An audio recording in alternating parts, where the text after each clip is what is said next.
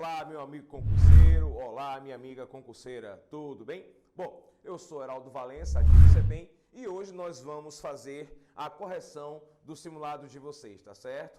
Um simuladozinho legal, com as questões divididas nos 3 níveis que geralmente a banca da UPE coloca. Nível 1, que é o nível mais simples, que são até 3 questões, né? Nível 2, que é o nível intermediário, com até 5 questões, e o nível 3, que é aquela questão mais bem elaborada, um pouquinho mais difícil, são apenas 2 das 10 que vocês vão fazer lá na prova deste ano. Tá certo, meu amigo, minha amiga concurseira? Então vamos embora. Primeira questão. Na primeira questão nós temos o seguinte: sobre os setores da economia, assinale a alternativa incorreta. Na letra A nós temos comércio, saúde e telecomunicações são exemplos do setor secundário da economia. Letra B, comercialização de produtos do setor secundário, via de regra, obtém mais lucro que os do setor primário. Letra C, as regiões mais ricas tendem a apresentar mais atividades do setor terciário.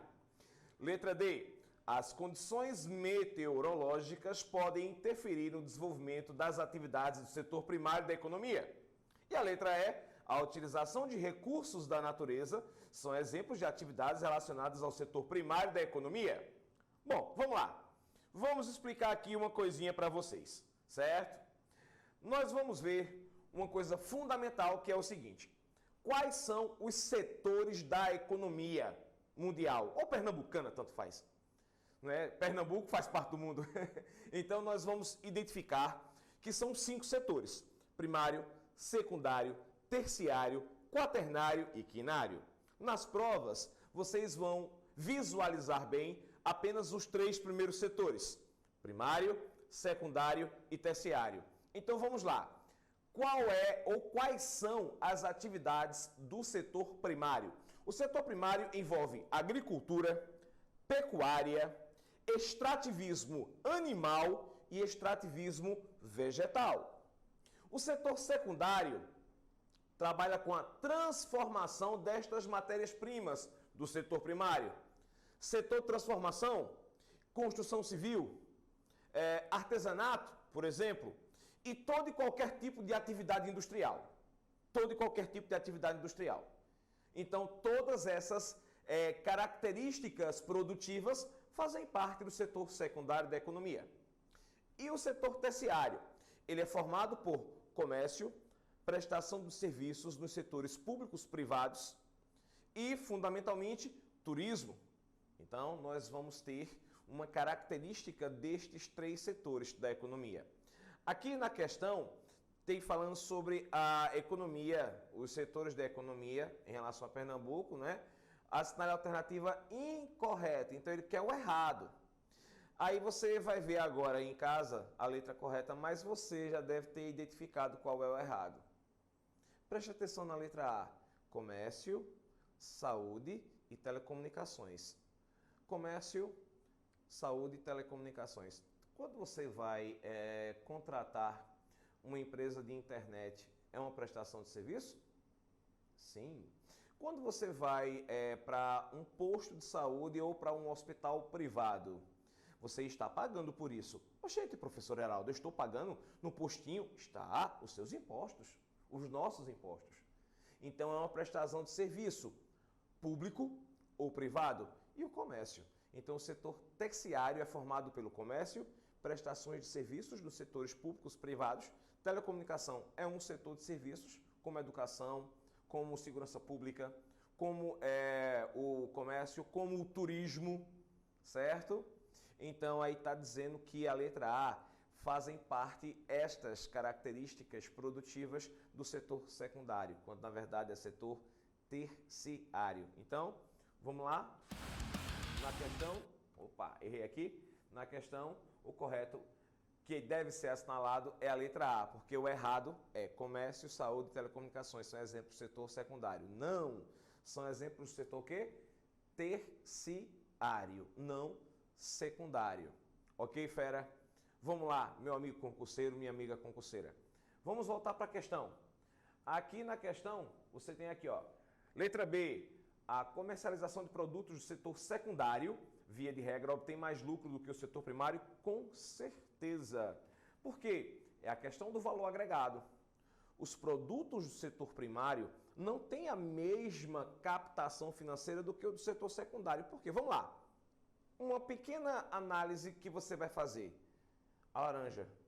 Para se produzir uma laranja é uma coisa, mas para se vender o suco industrializado, esse suco industrializado passa por diversos setores, fazendo com que haja um maior valor agregado ao produto suco. Eu compro a laranja do agricultor, ele vai ganhar um valor X. Para que eu transforme aquele suco de laranja em um produto a ser comercializado, eu tenho que pegar o suco da laranja, eu tenho que contratar uma equipe química para colocar os corantes, acidulantes e conservantes e os açúcares. Eu tenho que contratar uma equipe para produzir ou então comprar uma embalagem PET ou Tetra Pak, que é aquela do famoso Tampico, né? Aquela embalagem que parece um papelzinho com uma folha laminada de alumínio, chamado embalagem Tetra Pak. Depois tem o controle de higienização, segurança sanitária, aí vai para uma série de testes, saber se está tudo certinho, para que o Ministério da Indústria e da Agricultura libere o produto a ser comercializado. Então, com certeza, você que está no setor secundário vai lucrar muito mais do que o setor primário. Mas por quê? Porque o produto vai ter um valor agregado muito maior, então você vai ter que pagar mais para ter o produto. Por exemplo, um simples Tampico que a gente compra por R$1,50, sei lá, R$2, dependendo da quantidade de ml, certo? O que tem de suco de laranja ali, uma única laranja dá para fazer dois. Uma única laranja dá para fazer 2 Tampicos daquele do maior. Porque o resto são corantes, acidulantes, conservantes e açúcares. Certo, meu amigo, minha amiga? Beleza. Na letra C tem assim, as regiões mais ricas tendem a apresentar mais atividades do setor terciário, com certeza. Por exemplo, Caruaru é uma cidade bem próspera, certo? Recife, uma cidade a mais próspera de todas, que é a nossa capital, que é o grande centro político e econômico do nosso querido estado de Pernambuco. Então, Caruaru tem a sua maior parte da empregabilidade e do seu PIB, Produto Interno Bruto, pautado no setor terciário da economia, comércio, certo? A Sulanca, o comércio da cidade. Recife é a mesma coisa. Os grandes mega shopping centers que existem lá na nossa querida capital, principalmente os 2 maiores, que é o Rio Mar e o Shopping Center Recife. Inclusive, o Rio Mar é o 3º maior do Brasil, certo? É o 3º maior shopping do Brasil, é o Rio Mar. Então, nós vamos perceber que Recife, Pernambuco, tem uma boa parte da sua economia pautada no setor terciário da economia. Comércio, prestação de serviços e setores públicos e privados. Na letra D tem as condições meteorológicas podem interferir no desenvolvimento de atividades do setor primário da economia. A agricultura e pecuária são do setor primário? São. Então, problemas meteorológicos, uma seca muito grande, uma geada, muita chuva, afeta a agricultura e a pecuária? Com certeza. Então, não é isso, porque ele está querendo a questão incorreta.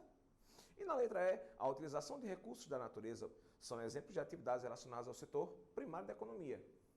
Natureza, agricultura, pecuária, extrativismo animal e extrativismo vegetal. Beleza? Então, essa é a primeira questão. Espero que tenha sido bem claro para você. Na questão de número 2, vamos lá. Questão de número 2.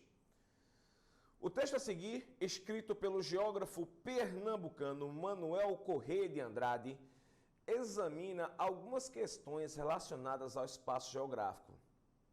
Analise-o. O espaço geográfico, ao contrário do espaço natural, é um produto da ação do homem. O homem, sendo um animal social, naturalmente atua em conjunto, em grupo, daí ser o espaço geográfico eminentemente social. A dicotomia entre as ciências da natureza e as ciências da sociedade é falsa, de vez que se torna difícil separar de forma absoluta a natural do social. O homem transforma sempre o espaço em que vive e, ao transformá-lo, transforma a própria natureza, fazendo com que os desafios naturais à sua ação sejam diversos da própria natureza, a natureza humana, que ele quer dizer. Fazendo com que os desafios naturais à sua ação sejam diversos da sua própria natureza, modificando-a pelo homem, ou modificada pelo homem. Com base no texto, é correto afirmar que o homem começou a produzir espaço geográfico no momento em que pôde abandonar as atividades de caça, pesca e coleta e passou a realizar trabalhos agrícolas de criação de animais. Próximo, nós vamos ter a geografia. Não pode ser considerado uma ciência social, porque se volta especificamente para a estrutura natural da superfície terrestre. A natureza, por exemplo, que varia no tempo e no espaço. Ela é uma ciência da Terra, tanto é que o termo geografia, né, ciência da Terra. Aí na letra C nós temos a ação do homem e natureza se dá, a ação do homem à natureza se dá de forma uniforme, igualzinho, no tempo e no espaço.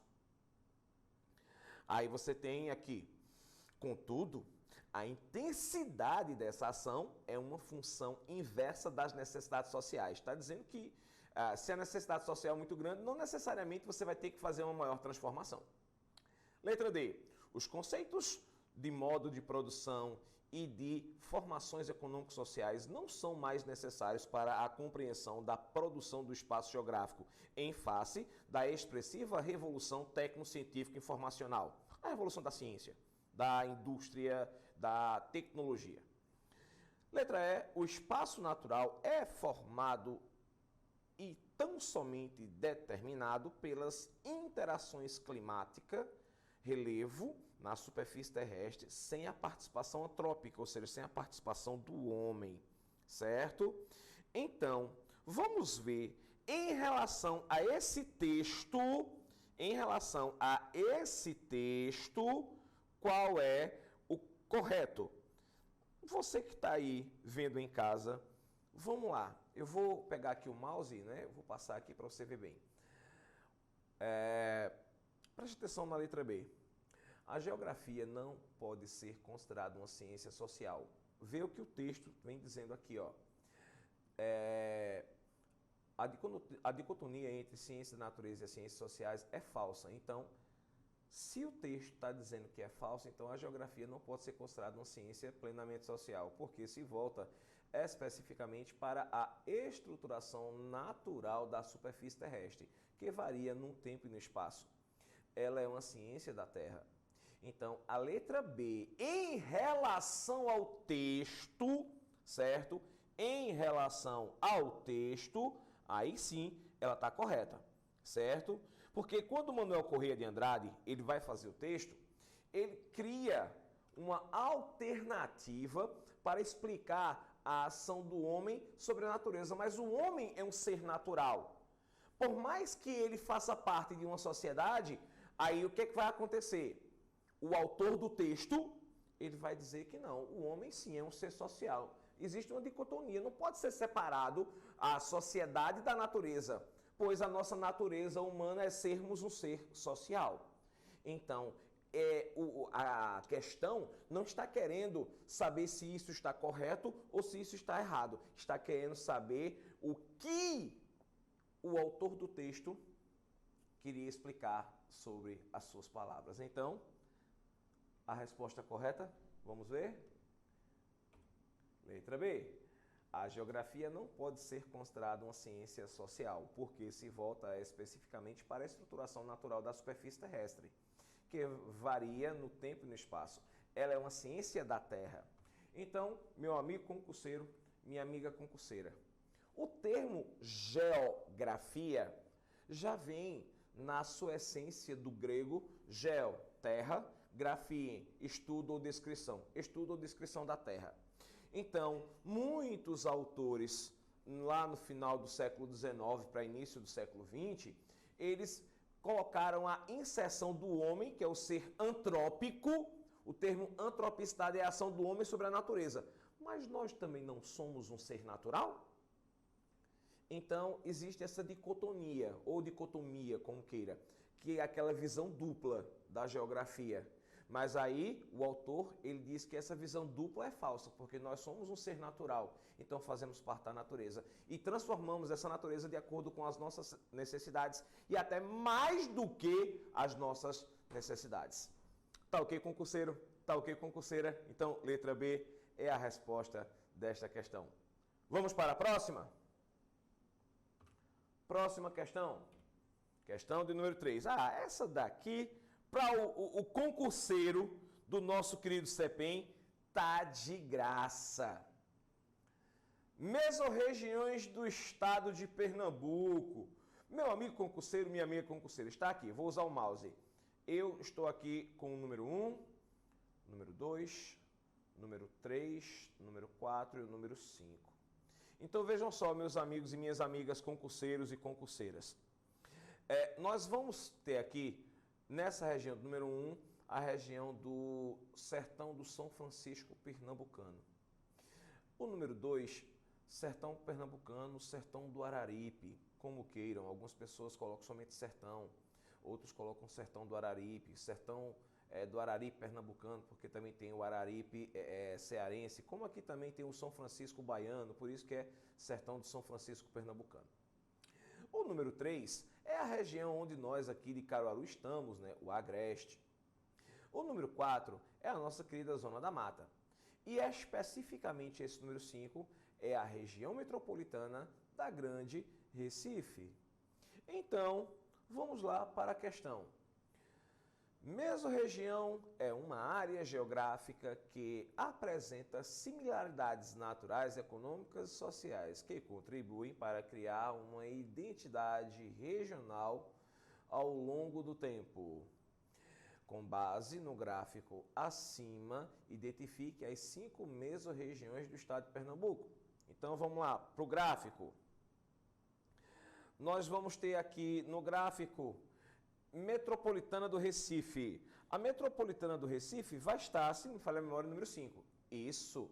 Metropolitana do Recife, número 5. Então, onde tiver 5, você concurseiro, você concurseira, maceteado, maceteada. Onde tiver 5 vai ser a letra.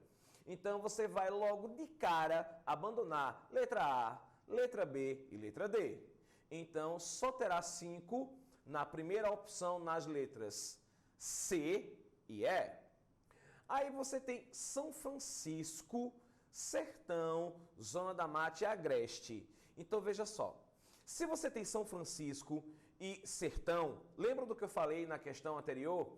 Geralmente as pessoas colocam esse aqui, Sertão do São Francisco Pernambucano, e somente aqui no 2 Sertão. Então a próxima numeração será número 1.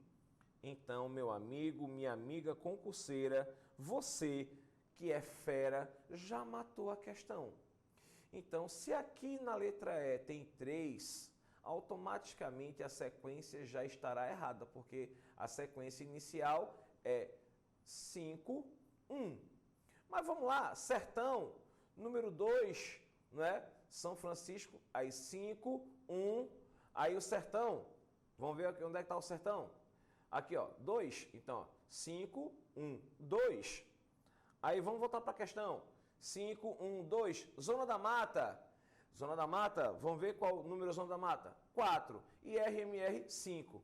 Então, a sequência correta é 5, 1, 2, 4 e 3. Não é isso? 5, 1, 2, 4 e 3. 5, 1, 2, 4 e 3. É o Agreste, né? Zona da Mata, depois vem o Agreste. Isso mesmo? Agreste, aqui 3. Então é 5, 1, 2, 4 e 3.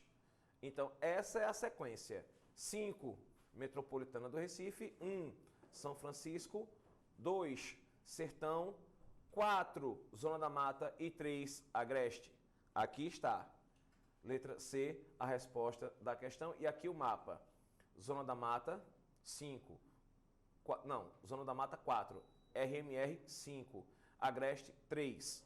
Sertão do Araripe, o Sertão, 2. E o Sertão Pernambucano, ou o Sertão de São Francisco Pernambucano, 1. Resposta correta, letra C. 5, 1, 2, 4, 3. Agora, meu amigo concurseiro, minha amiga concurseira, vamos ter uma questão que vai falar sobre a questão hidrográfica. Na questão anterior, nós tivemos a questão que falava sobre as mesorregiões e microrregiões. Nós temos mesorregiões, microrregiões, sub-regiões. Eu até vou dar um bisuzinho aqui na correção. Toda vez que falar em sub-regiões, são apenas 3. Zona da Mata, Agreste e Sertão. Quando falar em mesorregiões, são 5. Zona da Mata, RMR, Agreste, Sertão do Araripe, o Sertão, e o Sertão de São Francisco, o Sertão de São Francisco pernambucano. Então, lembra bem aí do bizu, viu? Concurseiro, concurseira. Sub-regiões, 3. Mesorregiões, 5. Beleza, concurseiro, concurseira? Vamos para a questão número 4. Vou colocar aqui na tela para vocês. A cidade do Recife espalha-se pela planície flúvio-marinha, formado pela junção dos rios Tananã e Tananã, e pelos morros que circundam, tendo ao norte a cidade de Olinda e ao sul o Monte dos Guararapes, famoso pela Batalha dos Guararapes. Ambos sítios históricos ligados ao patrimônio artístico e cultural do Brasil. A história da ocupação da cidade do Recife é a história dos mocambos, escrita pela população pobre que só tem alternativa de moradia se invadir áreas naturais, tais como os manguezais. Muito bem. Então, quais seriam os rios que circundam a nossa querida Recife, meu amigo concurseiro, minha amiga concurseira? Na letra A eu tenho Curimataú e Mamanguape. Na letra B eu tenho Capibaribe e Beberibe. Letra C, Ipojuca e Guararapes. Letra D, Tegipió e Camaragibe. E letra E, Jaboatão e Pirapama. Meu amigo concurseiro, minha amiga concurseira, como dizia já um falecido repórter, vem pra mim! Vejam só, meus amigos, minhas amigas, todos vocês sabem que Recife é chamada de a Veneza brasileira, pois ela foi construída às margens de 2 grandes rios. Recife é uma planície flúvio-marinha. E esses 2 rios são os nossos amados e queridos Capibaribe e Beberibe, que quando você for observar aí no seu simulado, vai estar na letra B de bem-vindos ao CEPEM. Está aqui a resposta, letra B. Capibaribe e Beberibe, sendo Recife a nossa querida e amada Veneza brasileira. Veneza brasileira esta que ela foi forjada às margens desses 2 grandes rios da bacia hidrográfica leste-nordeste. Certo, meus amigos e minhas amigas? Também chamado, eu chamo nas minhas aulas de vertente atlântica, pois o estado de Pernambuco tem 2 vertentes hidrográficas. Vertente quer dizer onde os rios se localizam e para onde eles correm. Então nós vamos ter a vertente atlântica, leste, nordeste, e eu vou ter a vertente interiorana, também chamada de São Franciscana. Por conta de quem? De quem? Rio São Francisco, nosso querido velho Chico. Beleza, concurseiro? Beleza, concurseira? Vamos agora para a próxima questão. Questão de número 5. Na questão de número 5, nós vamos ter o seguinte. Todas abaixo são características da caatinga, exceto uma, a cinália. Corresponde a 70% da região nordeste. Letra B, tem o xeromorfismo como recurso de sobrevivência no período da seca. As árvores, letra C, as árvores são altas, os troncos são retos, com espinhos e folhas que caem no período da seca. Letra D, são exemplos da fauna o macaco-prego, tatu-bola e ararinha azul. Letra E, os cactos apresentam capacidade de armazenamento de água e as raízes das plantas recobrem o solo para que seja possível captar água da chuva. Pois bem, veja só, meu amigo, minha amiga, concurseiro, concurseira. Nas nossas aulas, tanto online como presencial, você, concurseiro, você, concurseira, já escutou a minha voz dizer trocentas mil vezes que a caatinga é uma formação vegetal xerófila ou xerófita, altamente adaptada a ambientes quentes e secos.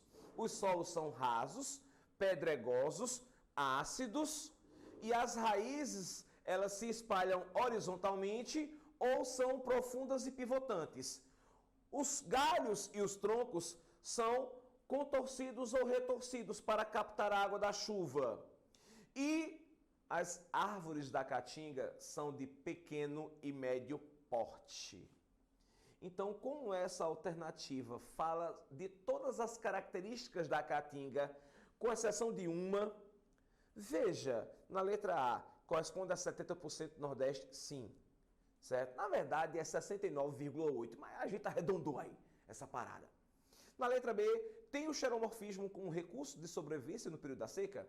As plantas xerófitas são aquelas adaptadas aos ambientes quentes e secos. Então, isso está correto. Então, se está correto, não pode ser essa, porque ele quer a alternativa que não se refere à caatinga. Na letra C, eu tenho, as árvores são altas. Opa! Na caatinga, as árvores são altas? Eu disse que as árvores são de pequeno e médio porte. Os galhos e os troncos são contorcidos ou retorcidos para captar a água da chuva. Vê o que vem dizendo aí? Os troncos são retos e os troncos têm espinhos. Só quem tem espinhos são as cactáceas. As bromeliáceas, elas perdem as folhas no período seco. Por isso que são chamadas de decíduas ou caducifóleas. Então, a letra C está errada. Na letra D eu tenho, são exemplos da fauna o macaco-prego, tatu-bola e ararinha azul, sim, com certeza. E a letra E, o cactus apresenta a capacidade de armazenamento de água e as suas raízes das plantas recobrem o solo para captar a água da chuva. Sim, sim. Inclusive, nas nossas aulas, eu até falo que existem vários tipos de cactos. Desses vários tipos de cactos, né, são chamadas de formações cactáceas. Elas armazenam água. Inclusive, quando vocês estiverem com a farda, no curso de sobrevivência da caatinga, vocês vão tomar água de cactos. Porém, somente 25% desses cactos a água pode ser consumida. Os outros 75% não, por conta de uma bactéria chamada Escherichia coli, que é uma variante pior do que a salmonela, que é aquela bactéria encontrada nos derivados de leite, ovos, principalmente na maionese, quando ela está sendo, vamos supor, armazenada em um ambiente não tão agradável, né? Ou seja, em temperaturas variáveis. Né? Ela tem que sempre ficar resfriada, né? Depois que aberta. Então, meu amigo, minha amiga, essa bactéria ela é extremamente diarreica. Né? Ou seja, você quando for fazer o curso de sobrevivência na Caatinga, né, da nossa querida PM Pernambuco, tome cuidado, viu? Aprenda direitinho lá com os biólogos que vão ensinar, né, os cactos que podem ser utilizados para se hidratar, viu? Tome muito cuidado, porque senão você, ao invés de se hidratar, você vai passar por um processo diarreico de grande desidratação. Beleza? Vamos embora. Então, vamos ver a resposta correta? Resposta correta quer dizer, não é a incorreta, né? A correta para ser assinalada, mas a que não é correta sobre a caatinga é a letra C. Na próxima questão, questão de número 6, nós temos o seguinte: a vegetação natural que compõe a paisagem ou as paisagens geográficas tem a combinação de clima, relevo e solos. Os elementos dominantes na definição de formações vegetais, a exemplo da Mata Atlântica, da Caatinga, dentre outras. No que se refere ao clima, o binômio temperatura-precipitações, ou seja, temperatura e chuva, são os elementos que mais contribuem para a definição das formações vegetais regionais. A partir dessa afirmação, e observando as médias de temperaturas e precipitação, que é a chuva, que se apresentam no quadro abaixo. Aí você tem aí 3 localidades, 1, 2 e 3. Na localidade 1, a temperatura é de 27 graus centígrados em média e a distribuição de chuva é de 1.800 milímetros, que é a precipitação. Na unidade 2, a temperatura é de 28 graus, ou seja, muito quente, porém a chuva no máximo é de 600 milímetros ao ano, quando chove muito. E o número 3, né, seria 18 centímetros, é um pouquinho mais frio, com 1.500 milímetros, né, de pluviosidade. Chove bem. A temperatura não é tão elevada assim, porque geralmente são áreas mais elevadas. Então, eu lembro que você concurseira, eu expliquei para vocês, tanto na aula física como na aula online, tanto na presencial como na online, eu disse que existe um elemento chamado altitude, pois a cada 200 metros de altitude, você tem a diminuição de 1 grau centígrado na temperatura do ar atmosférico. Então, quanto mais alto, mais frio. Por exemplo, Garanhuns, certo? Chamada de Suíça Pernambucana. O relógio das flores, aquela vegetação de gramínea bem bonitinha, é vegetação de campos, não é isso? Recife, aquela floresta densa, a nossa querida Mata Atlântica. E a Caatinga, você vai ter temperaturas muito elevadas e chuva quase nada. Então vamos ver aí dessas 3 a que combina mais para a questão, se bem que com a dica que eu já dei, o meu amigo, minha amiga, concurseira já matou a questão. Mas vamos lá, vamos reviver ela para a gente escutar direitinho as alternativas. Podemos dizer que as localidades 1, 2 e 3 possuem respectivamente as formações vegetais Caatinga, letra A, Caatinga, floresta tropical e mangue. Letra B, floresta tropical, Caatinga e cerrado. Letra C, cerrado, floresta tropical e pradarias. Letra D, floresta tropical, Caatinga e tundra. E letra E, floresta tropical, Caatinga e campos. Vejam, preste atenção aqui numa coisinha. A localidade 1, 27 graus, 1.800 milímetros. Qual é o lugar do nosso querido amado estado de Pernambuco, que é muito quente e chove muito? É zona da mata, agreste ou sertão? Muito quente e chove muito. Zona da mata. A zona da mata tem a Mata Atlântica, que é uma floresta tropical. Então, o número 1 só pode ser uma floresta tropical. Aí, quando você vai aqui na questão, aí veja só, floresta tropical. Então, só tem floresta tropical na letra B, na letra D e na letra E. Então, A e C já esqueça. Aí, veja, por exemplo, a segunda localidade. 28 graus, é muito quente e chove pouco, 600 milímetros. Quando chove muito, chove 600. Então, só pode ser a Caatinga. Então, você vai ter floresta tropical e Caatinga. Então, tanto tem floresta tropical e Caatinga na B, na D e na E. Eita, concurseiro. Eita, concurseira. O que vai definir a letra que é a resposta é a última. A última é a número 3. A temperatura é mais baixa. Então, não pode ser, por exemplo, uma área como a zona da mata, que a temperatura é alta. E também não pode ser uma área como o sertão, que a temperatura também é muito alta, pois a temperatura é mais baixa. E chove consideravelmente bem, estourando 1.500 milímetros durante um ano. Então, só pode ser uma área mais elevada, onde nós vamos ter os campos de altitude ou brejos de altitude.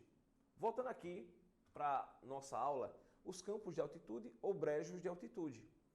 Então, são chamadas de vegetações campestres, certo? Como, por exemplo, nós temos em Gravatá, como, por exemplo, nós temos em Garanhuns, onde você tem gramíneas, certo? Então, meu amigo, minha amiga, só poderá ser, vamos lá, vamos voltar aqui para a questão, só poderá ser a letra E, floresta tropical, Caatinga e campos. Tá aqui, letra E é a resposta dessa questão. Você percebeu que quando a gente fala sobre vegetação no nosso querido e amado estado de Pernambuco, você vai identificar uma coisa extremamente importante. Pernambuco, ele tem várias formações vegetais, porém se destacam três, certo? Que nós vamos ter na zona da mata, nós vamos ter a Mata Atlântica ou Floresta Tropical Úmida de Encostas, que é o nome científico dela. Depois, outra que se destaca muito é a Caatinga, certo? Só que é uma vegetação chamada xerófita ou xerófila ou xeromórfica. É aquela adaptada a ambientes quentes e secos. Nós temos a zona ou faixa de transição, que é o agreste, que tem um pouquinho de Caatinga e tem um pouquinho de quê? Mata Atlântica. Caruaru, por exemplo. Quando nós saímos daqui de Caruaru e vamos para São Caetano da Raposa, nós temos um parque nacional de Serra dos Cavalos. É um parque de reserva de Mata Atlântica. Mas Mata Atlântica no agreste, sim, no agreste. Mas, Heraldo, quando a gente está indo para a nossa querida e amada cidade de Toritama, um grande centro econômico do nosso querido agreste, a gente percebe aquela vegetação seca de Caatinga. É Caatinga? É. Mas, Heraldo, como é que pode ter Caatinga e Mata Atlântica convivendo quase no mesmo espaço? Por quê? Porque o agreste é uma zona ou faixa de transição. E nas áreas mais elevadas, nós vamos ter os campos de altitude. Dúvidas ou perguntas? Qualquer coisa é só nos acionar aí pelas redes sociais do nosso querido CEPEM. Vamos para a próxima questão? Questão número 7. Essa tá de boa. Meu amigo Everton aí deve estar gostando bastante de vocês para colocar uma questão dessa aí no vestibular. Ou no vestibular, ó, no simulado vestibular. Novinho tempo vestibular. No simulado. Então veja só, meus amigos e minhas amigas concurseiros e concurseiras. Você tem aí a seguinte questão. A figura abaixo é uma excelente forma de representar a população de um determinado local. Distribuição da população por sexo, segundo os grupos de idade. Então, esse título aqui, desse gráfico, você já matou. Se você souber que a questão de idade vem do grego etários, então vai ser uma pirâmide de idades, distribuído por sexo. Então, meu amado, minha amada, concurseiro, concurseira, este gráfico aqui é chamado pirâmide etária. Heraldo, classificação populacional? Sim, classifica a população entre jovens, adultos e idosos, entre mulheres e homens, ou homens e mulheres, tanto faz o homem vir na esquerda ou a mulher vir na esquerda, tanto faz. Aqui neste gráfico o homem está na esquerda, a mulher está na direita.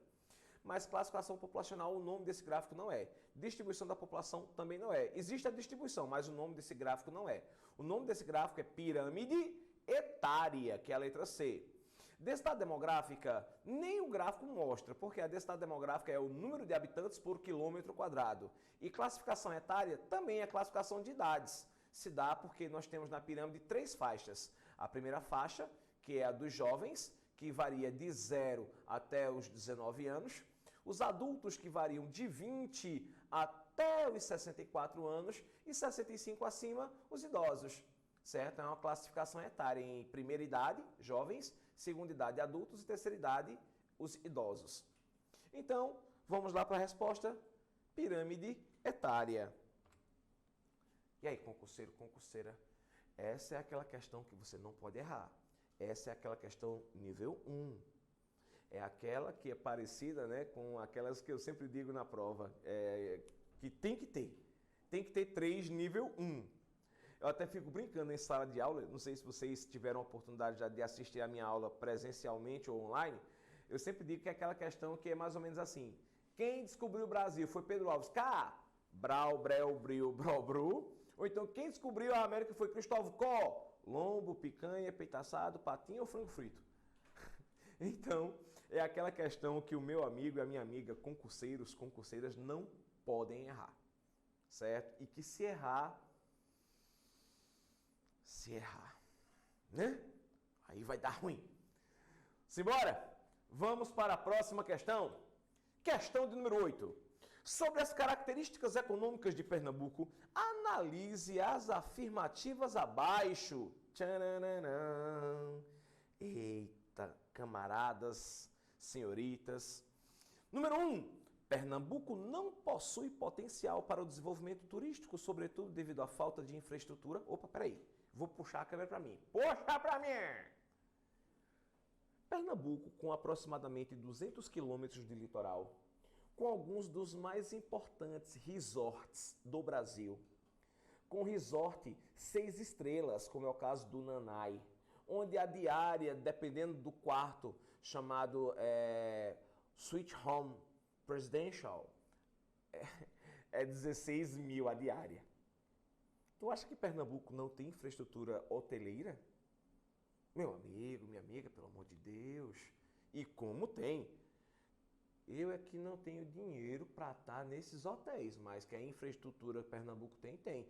Eu vou sim, viajo todo mês de janeiro, todo carnaval, Semana Santa e julho, eu vou para onde? Ou eu vou para minha querida Porto de Galinhas, lá na pousadinha de Dona Amélia, ou então eu vou para aqui que fica entre Pernambuco e Alagoas, Antunes, uma praiazinha bem reservada. Era reservada. Depois da pandemia não ficou mais tão reservada assim não, entre São José da Coroa Grande e Maragogi, depois do Gran Oca Maragogi.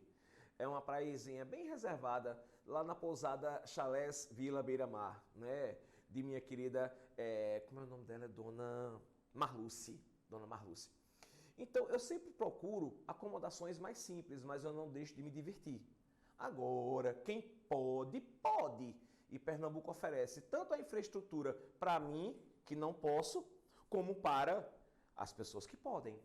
Então, Pernambuco tem sim uma excelente infraestrutura hoteleira. Aí está dizendo que Pernambuco não tem. Pelo amor de Deus, né?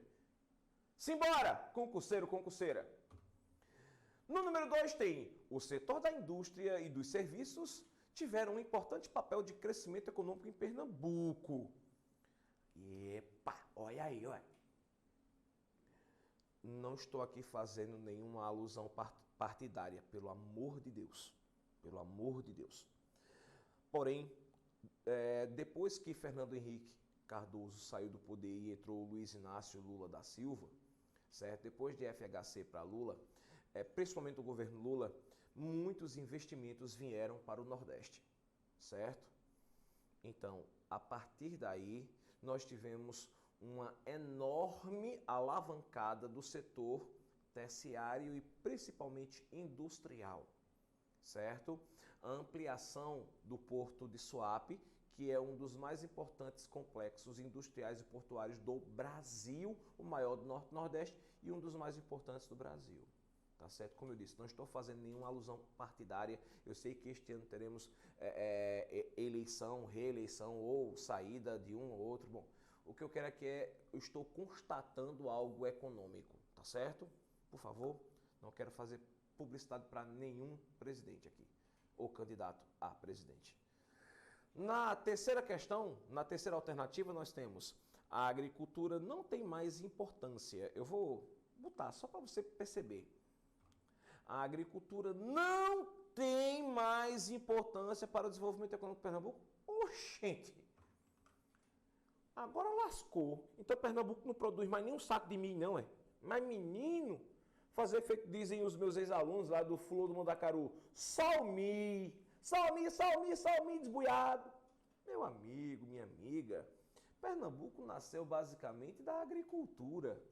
Pernambuco nasceu a sua grande riqueza com a cana-de-açúcar, que inclusive Pernambuco foi o maior produtor mundial durante um longo período histórico. Tivemos aqui a invasão dos holandeses, já que Pernambuco era a capitania mais próspera, mais rica, mais desenvolvida. Recife era a cidade mais importante das Américas, tudo isso devido à agricultura. Não é porque a agricultura perdeu o seu principal papel que ela vai deixar de ter total importância. Pelo amor de Deus, né? Então, essa alternativa está errada. Número 4. A agroindústria tem um importante papel para o aumento da produção do produto, né, interno bruto, o PIB pernambucano. Com certeza, meu amigo e minha amiga. Olha só, meu amigo, minha amiga. O Vale do São Francisco, também chamado de Vale da Fartura, onde tem Petrolina. Meus amigos, Petrolina é uma das cidades mais prósperas do Brasil. Durante cerca de 20 anos, Petrolina estava entre as 10 cidades que mais prosperavam no Brasil. Era Petrolina e cidades da região centro-oeste e do sul do país, certo? Então nós vamos perceber que até hoje Petrolina prosperou e prospera por conta da agroindústria. A agricultura de frutas, hortaliças e a viniticultura, que é a produção de uvas especiais para a produção de vinho. O polo vinícola de Pernambuco é o segundo maior do Brasil e o quarto maior da América Latina. Perdemos para a Argentina, Chile e Rio Grande do Sul. E no Brasil só perdemos para o Rio Grande do Sul. Então Pernambuco tem o segundo maior polo viniticultor do país.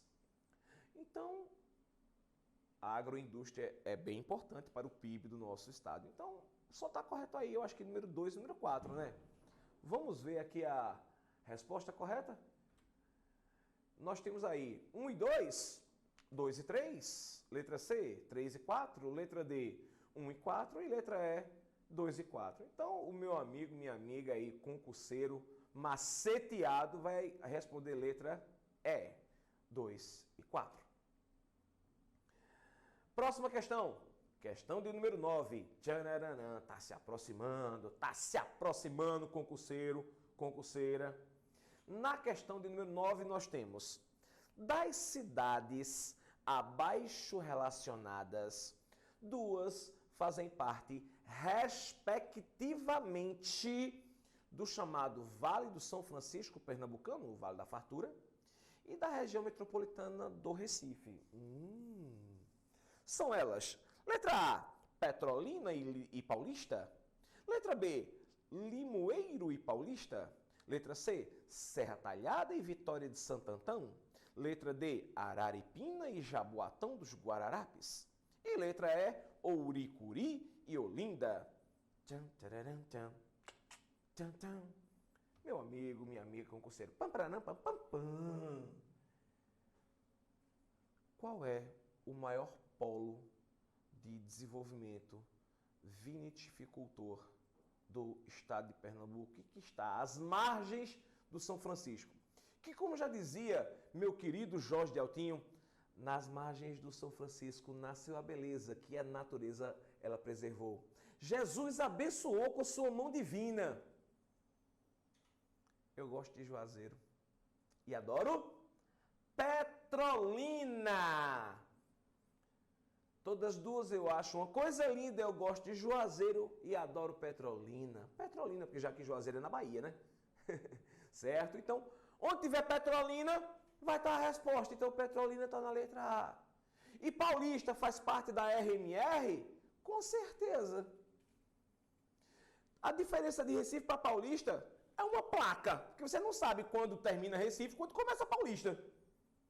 Na verdade, Paulista está um pouco depois, né? Porque tem Recife, você não sabe quando começa Olinda, que já começa Olinda, que depois de Olinda você não sabe que já está em Paulista, que já está em Paulista. Então, é o processo de conurbação urbano. Opa, eu disse conurbação, não foi conurbação não, viu? Conurbação são outros 500, né? Conurbação é para Reginaldo Rossi. Gostava muito. Então, conurbação. Fusão de áreas urbanas próximas umas às outras. Tá ok, meu amigo, minha amiga concurseira? Então, vamos ver aí qual é a resposta da questão. Letra A, Petrolina e Paulista. 10ª e última questão, meu amigo, minha amiga. Nessa 10ª e última questão, vamos para o seguinte. O crescimento populacional apresenta uma certa relação com o nível de desenvolvimento de um certo país ou região. Enquanto países subdesenvolvidos apresentam um índice de crescimento populacional que chega a 2% ao ano, em países desenvolvidos mais ricos, esse índice atinge 0,2%. O que pode justificar esse índice tão baixo nas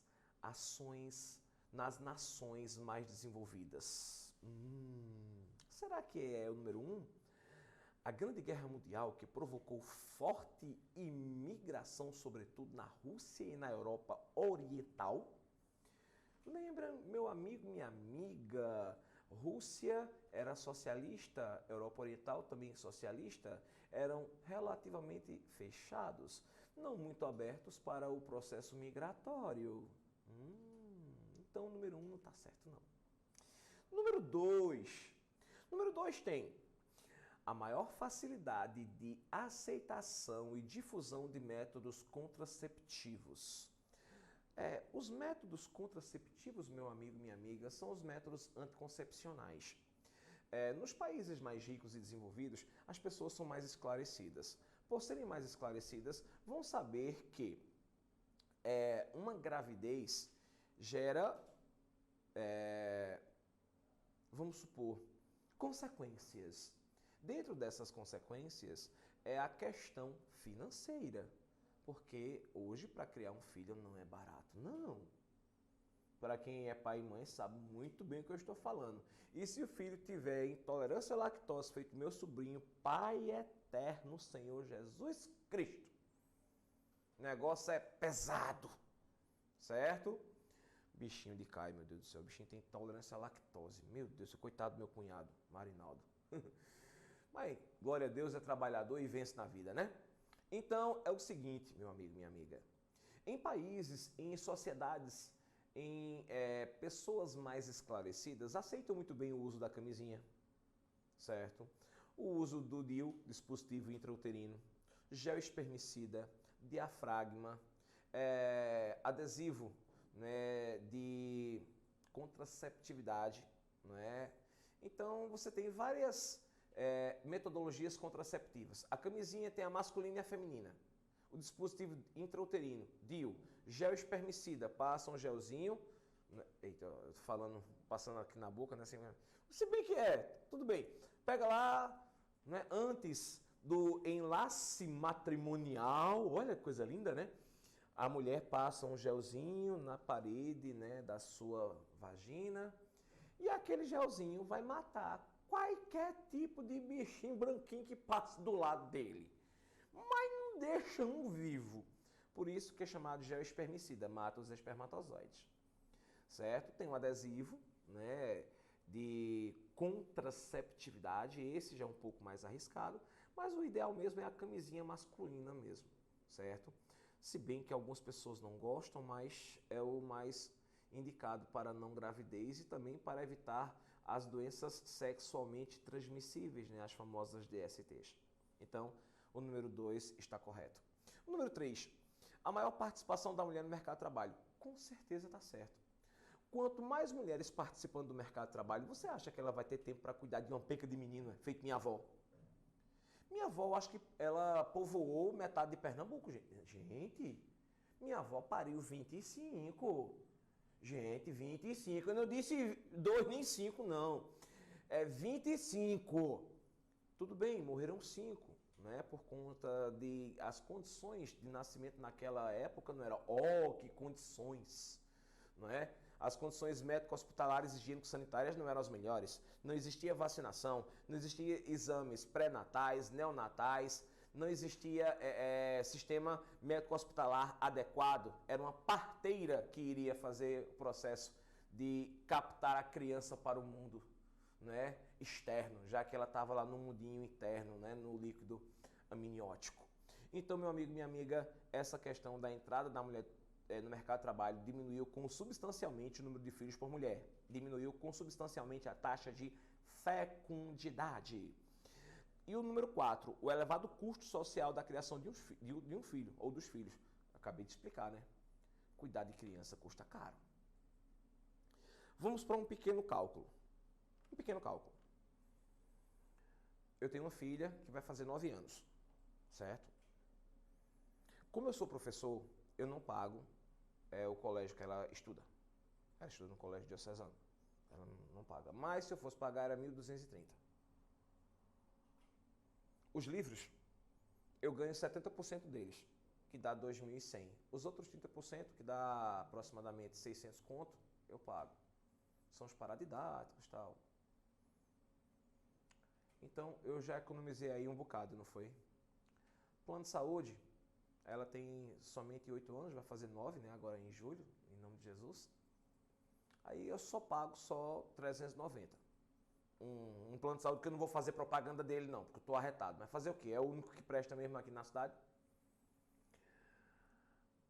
Aí bota na balança 400 conto de plano de saúde, vamos botar 1.000 conto de mensalidade, já dá 1.400, filho.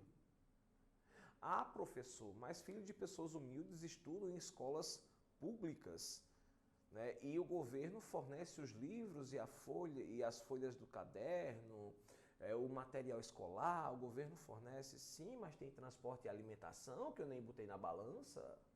A alimentação tá tão barato. Quem faz feira sabe o que eu estou falando, né? Cenoura a 12 conto. Né? Eu disse à minha esposa, filha, nós não somos coelho, então para que comermos cenoura? Tá certo, galera? Então só tá certo aí, 2, 3 e 4. Né? Então vamos ver qual é a alternativa correta? 2, 3 e 4. Letra D. De doido feito o professor Heraldo Valença. Bom, meu querido, minha querida, aí está o nosso querido site do CEPEM, o Instagram e o WhatsApp do e-commerce, né, do comércio virtual. Um forte abraço, certo? A gente se vê presencialmente ou online em breve. Um beijo do gordo e felicidades aí. Faca na caveira. Lembre-se, o seu sonho é o nosso objetivo. Até mais, galera.